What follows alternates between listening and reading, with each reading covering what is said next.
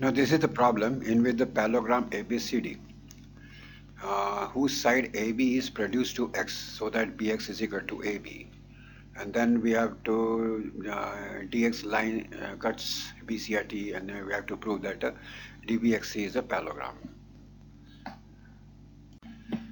अब एक parallelogram draw कर लेते हैं ABCD, और जैसा कि क्वेश्चन में दिया है कि AB is produce to X so that BX is equal to AB, और क्वेश्चन में दूसरी चीज दी है कि एक DX लाइन D और X को ज्वाइन करेंगे तो ये जो CB है इसको ये कट करती है कहाँ पे, E पे। CX को ज्वाइन कर लो, DB को ज्वाइन कर लो, AE को ज्वाइन कर लेते हैं। अब हमको मालूम है कि AB जो है वो DC के इक्वल है और पैरेलल है, इसलिए BX DC के इक्वल होगा और पैरेलल होगा। और हमको मालूम है कि if one pair of the opposite sides, किसी भी क्वाड्रिलेटरल का one pair of the opposite sides यदि इक्वल है और पैरेलल है तो वो क्वाड्रिलेटरल पैरेललोग्राम होता है। Hence BXCD is a parallelogram. BXCD is a parallelogram. Question का पहला पार्ट प्रूव हो गया। अब इन parallelogram BXCD, DX and BC are the diagonals and they cut each other at E, और ये एक दूसरे को बाइसेक्ट करते हैं, मतलब इक्वल पार्ट्स में डिवाइड करते हैं। इसका मतलब क्या होगा, C is equal to EB, यानी C जो है वो इस ट्रायंगल का मीडियन हो गया। तो इस triangle CDX, C is medium, जो कि इस CDX को दो इक्वल पार्ट्स में के ट्रायंगल में इक्वल एरिया में डिवाइड करता है।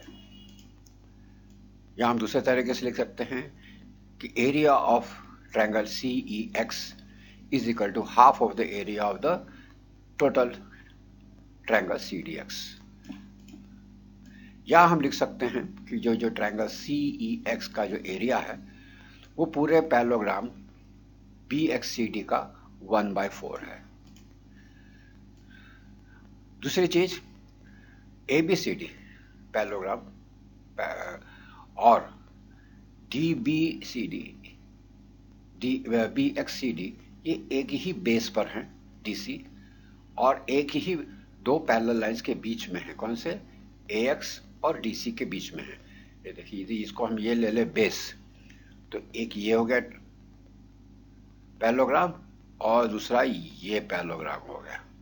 दोनों का बेस है और दोनों दो पैरेलल लाइन के ही बीच में है। इसका मतलब दोनों पैरेललोग्राम का एरिया बराबर होगा, दोनों पैरेललोग्राम का एरिया बराबर होगा, और which will is equal to 4 into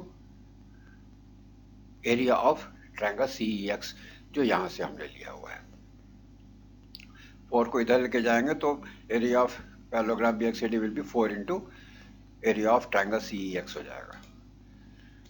अब ट्रायंगल AED और पैरेललोग्राम ABCD ये भी एक कॉमन बेस पर है, सेम बेस पर है, AD पर है, और सेम पैरेलल के बीच में है AD और BC के। इसलिए एरिया ऑफ ट्रायंगल AED जो है वो पैरेललोग्राम ABCD के एरिया का 1/2 होगा।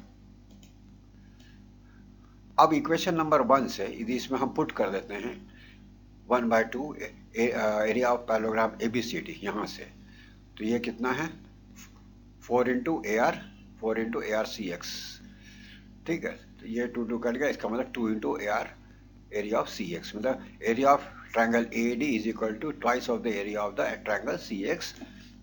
तो ये सेकंड पार्ट भी प्रूव हो गया।